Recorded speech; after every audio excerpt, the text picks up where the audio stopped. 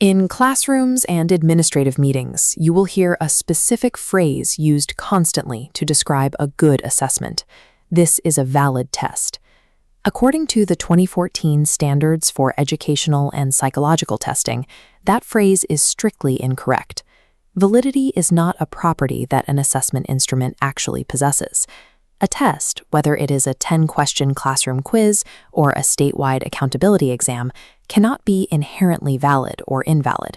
It is simply a tool designed to generate a set of data points. Assuming a test is valid shifts the focus away from how we actually use the results. If we treat a score as an absolute truth without checking the evidence behind it, we risk assigning students to remedial tracks or advanced programs based on data that doesn't support those moves. To prevent these failures, we have to stop looking at the test page. We need to examine the specific assumptions educators make after the test is scored. In psychometrics, validity refers strictly to the accuracy of a score-based interpretation. It is the degree to which accumulated evidence supports what we infer about a student's knowledge. Every interpretation must be linked to a specific proposed use. A test score might accurately indicate a student's readiness to advance to the next grade, but completely fail to measure their teacher's instructional effectiveness.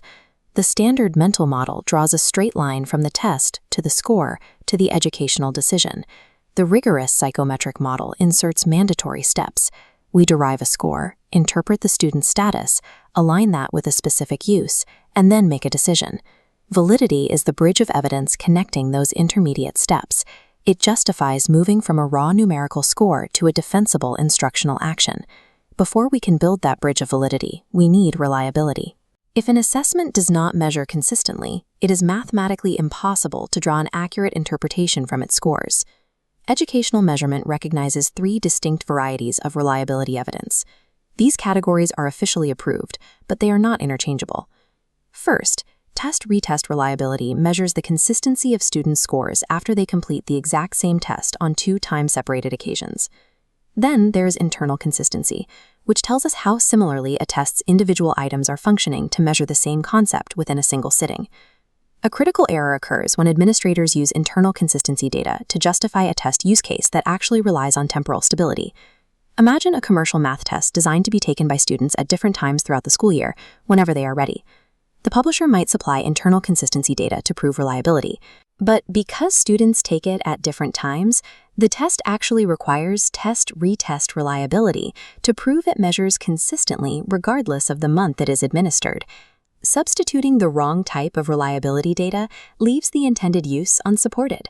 Without the right consistency evidence, the entire validity argument fails, regardless of how well the test was designed.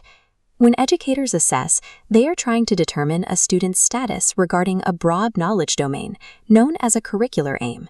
It is logistically impossible to test every single fact or skill within a massive domain like world history. There is simply too much material to cover in one sitting. Because we cannot measure everything, we rely on a sampling strategy. We select a limited set of items designed to represent the entire aim. This diagram illustrates the relationship. The left oval represents the broad curricular aim. The right oval represents the specific educational test. The red arrow between them is the inference. We use the small sample to estimate mastery of the entire domain. The validity of the educator's interpretation hinges entirely on the rigor of this connection. If the 10 items do not accurately represent the broad domain, the resulting inference is useless. When evaluating these inferences, psychometricians look for rival hypotheses. These are structural flaws in the test design that silently sabotage the accuracy of an inference. The first major flaw is construct-irrelevant variance. If a mathematics test features word problems with excessively complicated vocabulary, a student might score poorly simply because they are a weak reader. The assessment inadvertently measured an extraneous factor, ruining the accuracy of the score. The second flaw is content underrepresentation. This happens when the test fails to capture key aspects of the target construct. Consider a standardized reading comprehension test that is read aloud to a blind student. The student might score perfectly, but inferring that this score represents reading ability is inaccurate. The test actually measured the student's ability to derive meaning from read-aloud material, a valuable skill, but one that underrepresents the construct of actual reading. These threats turn well-intentioned assessments into pedagogical liabilities. They misidentify a student's actual status, driving instruction in the wrong direction. To defend against these threats, test developers use systematic content review panels to gather content-related validity evidence. Reviewers map test items, the dots, to intended content, the tan rectangles. Illustration A effectively samples the full domain. Moving down to C, coverage is too narrow. By F, the items completely miss the targeted curricular aim.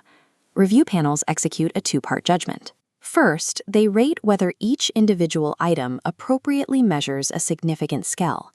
Second, they evaluate the overall breadth of coverage to ensure no critical content is left unmeasured. Without this documented review process, an educator is operating blind.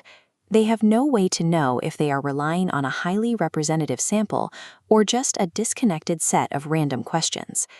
All of this data synthesizes into what the AERA standards call a unitary concept. Validity is the degree to which all accumulated evidence supports your specific interpretation. It is never a simple binary yes or no for the test itself. Instead, it is an ongoing, constructed argument.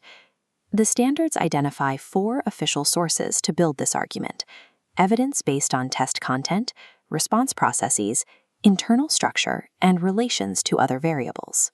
The more of this evidence you can gather and align with your specific use case, the more mathematically and ethically defensible your final educational decision becomes. The strength of any instructional action is determined entirely by the thickness of the evidence argument protecting the interpretation. As practitioners and decision-makers, educators carry the ethical responsibility of ensuring their students are evaluated accurately. This requires a shift in professional practice. We must strike the phrase, "Is this test valid?" from our vocabulary entirely. We have to replace it with the essential question: do I have the right evidence to make this specific interpretation for this specific student? The precision of an instructional decision depends on the rigor of the inference. Educators who build an evidence-based argument can justify why a specific score leads to a specific classroom intervention. Constructing an accurate, evidence-backed assessment argument is the ethical foundation for shaping a student's educational trajectory.